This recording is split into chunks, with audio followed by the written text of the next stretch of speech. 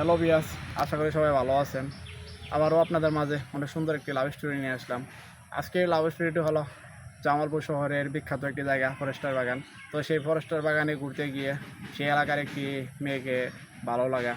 তো আপনারা তো বুঝতেই আছেন আজকে লাভ স্টোরিটা কতটা সুন্দর হতে চলতেছে। তো জামালপুর শহরে যমুনা নদীর পাড়ে একটি বিশাল এরিয়া নিয়ে একটি বাগান রয়েছে। তো সেই বাগানের নাম হলো ফরেস্টার বাগান।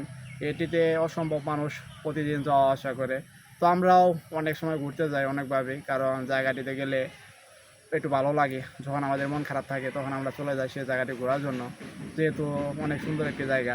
তো হঠাৎ করে কোনো এক সকালে আমাদের ঘুম ভেঙে যায় কোনো কারণবশত, মন খারাপ ছিল অনেক। তো আমরা ঘুরতে বের হই আমার এক বন্ধুকে সাথে নিয়ে সেই বাগানে যাওয়ার জন্য।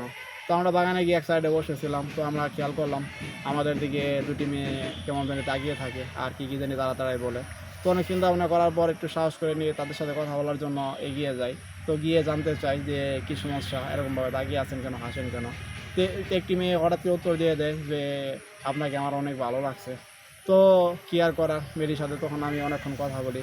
কথা বলার এক পর্যায়ে চলে আসার সময় সে আমার থেকে ফোন নাম্বার নেয়। ফোন নাম্বার নেওয়ার পরে সেই সময় থেকে আমরা কথা বলি।